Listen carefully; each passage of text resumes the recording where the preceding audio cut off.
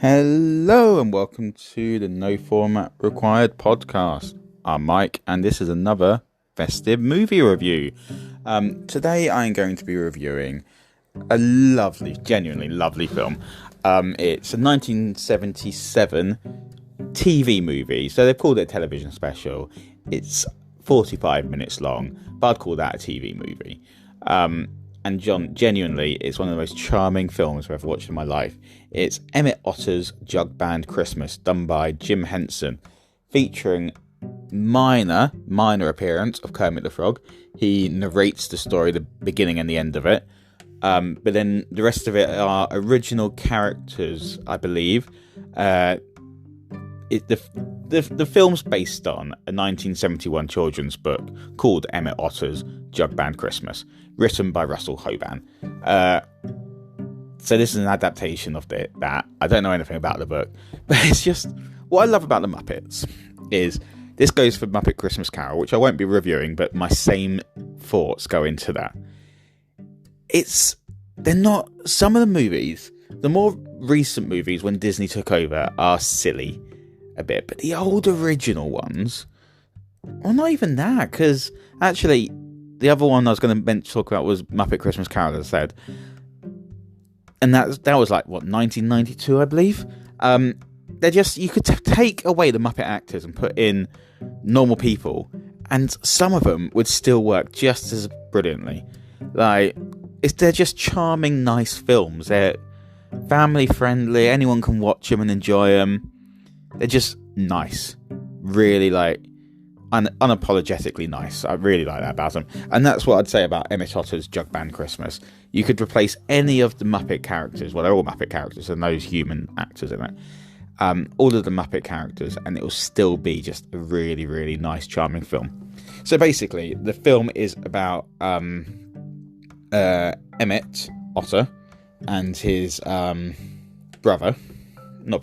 his mother, who is a widow. So it's very early on stated that the dad died, but basically they've got no money for Christmas. They're talking about like they don't really have any money. They're struggling to make ends meet. They basically float up and down on the river in their little bathtub, wash basin, and just literally do odd jobs up and down the river for the people who lived along the river. They've got like a little toolbox that they do. So that's what they do.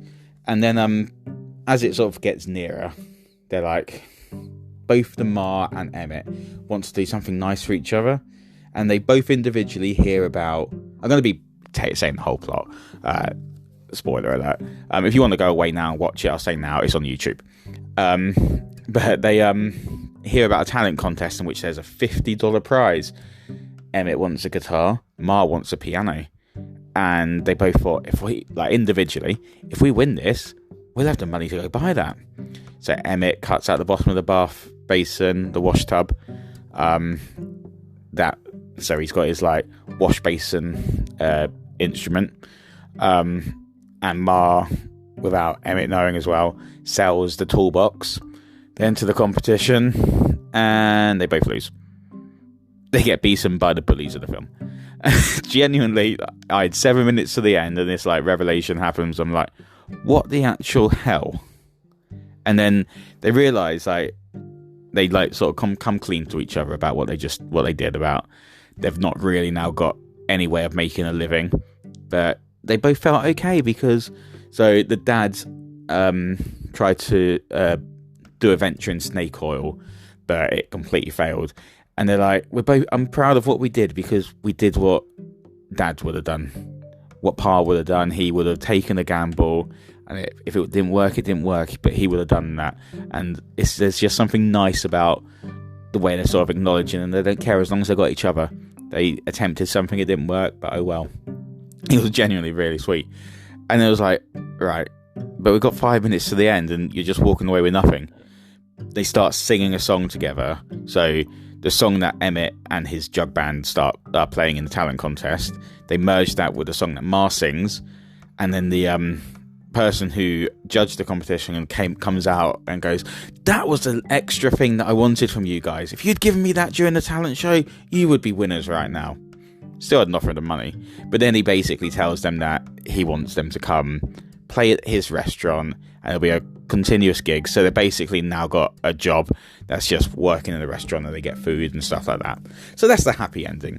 The music is lovely. It's written by Paul Williams, who, if you've never heard of Paul Williams, he's written a lot of Muppet songs. I think he wrote Rainbow Connection. In fact, I'm 100% certain he wrote Rainbow Connection, because he said if it wasn't for Emmet's Jug-band, then he never would have written Rainbow Connection, and the idea of Kermit with a banjo never would be, because it's very sort of like southern, this film. So that's nice. And he also wrote music for Bugsy Malone. Paul Williams is the writer of the music, well, the songs for the musical. I don't know if he's actually wrote the musical for Bugsy Malone. So the songs were actually really charming and nice. One of the songs, I believe, was played at Jim Henson's funeral. The one, When the River Meets the Sea. If you listen to it, genuinely a beautiful song. Really, really beautiful. Really recommend the film. You can watch it on YouTube. I know I've given away most of the plot, but it's just a nice 45-minute charming Christmas film that some of you might cry at, some of you will be like, yeah, that was really nice and really sweet. I really, really recommend it. I'm going to give that film, let's give it 8 out of 10. The only reason it didn't get higher is because I felt the ending felt a bit like forced and tacked on. It didn't feel forced and tacked on, but I was hoping for, well, no, I suppose life's not that way. They're not going to suddenly revoke giving the bullies of the film the $50 grand prize, would they? But I don't know. The ending wasn't for me, but also actually it was a perfect ending. I don't know what I would have changed about it. Apparently, I don't know whether they're on YouTube. Like I said, I watched the film on YouTube. It's not available anywhere else. I heard rumours that it was the only Muppet property that he didn't sell to Disney.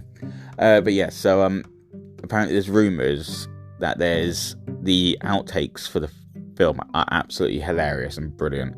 Just a lot of fun. Apparently there is a scene in which a tambourine rolls out of a music shop, and it took 200 takes, and apparently watching that, the outtakes for that is absolutely fantastic. So I'm going to go away and watch that at some point. And if you end up watching the film and enjoying it, I recommend you do too, because every sort of review from a random person on the internet that I read says about the outtakes and mentions it, or like someone saying, oh, you should watch this film at Christmas, and then someone saying, oh, but the outtakes are even better than the actual film. So yeah, right, so 8 out of 10 for Emmet, Otter's Jug-band Christmas. Join me for tomorrow for another random movie review, and it follows on the same theme. See you tomorrow. Bye.